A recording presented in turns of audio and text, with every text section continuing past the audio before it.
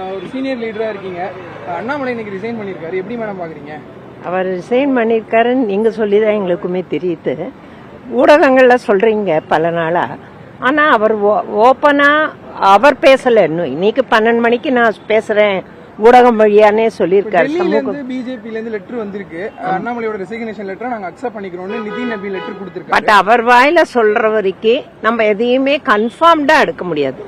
அபிஷியலா statement வந்துருச்சு டெல்லியில. But நாங்க அதை பார்க்கல. ஏன்னா நாங்க 9:30 மணில இருந்து இங்க தான் இருக்கோம். இப்ப தலைவர் சொன்னார் இல்லையா, அவரே ஒரு அறிக்கை கொடுத்த மாதிரி ஒரு வந்திருக்கு நேத்தி கைபி ராமலிங்கம் பத்தி. பட் அவர் நான் கொடுக்கலங்கிறாரு. அதனால அண்ணாமலை பேசலன்னா கூட பரவாயில்ல. அவர் சொல்லியிருக்காரு 12 மணிக்கே நான் அதை பத்தி விரிவா பேசுறேன், ரொம்ப ஆவலோட இருக்கேன்னு. சோ 12 மணிக்கு அவர் என்ன சொல்றாருன்னு கேட்போம். அவர் இருந்த காலம் கட்சியில எப்படி இருந்தது? அப்கோர்ஸ் ரொம்ப நல்லா இருந்தது. அது ஒரு IPS படிச்சவர், நல்ல பேச திறமை உள்ளவர், நிறைய டேட்டா பாயிண்ட்ஸ் கலெக்ட் பண்ணார், எல்லார பத்தியும் நல்லா தெரிஞ்சு வச்சுன்னு பேசினார். யங்ஸ்டர்ஸ் மத்தியில் எஸ்பெஷலா யங்ஸ்டர்ஸ் கூட சொல்ல முடியல, ஒரு 80 வயசு கிழவர்களும் கூட ஏன் அண்ணாமலை விட்டீங்க அப்படின்னு கேக்குறாங்க.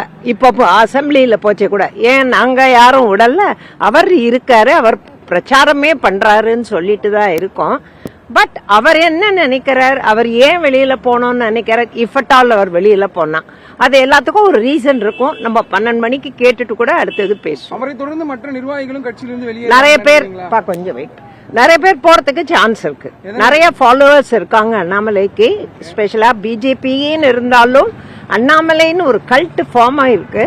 அதனால அவருக்கு தொடர்ந்து போறதுக்கு சான்ஸ் இருக்கு. உங்க பேரு பொறுப்பு மட்டும் சொல்லுங்க.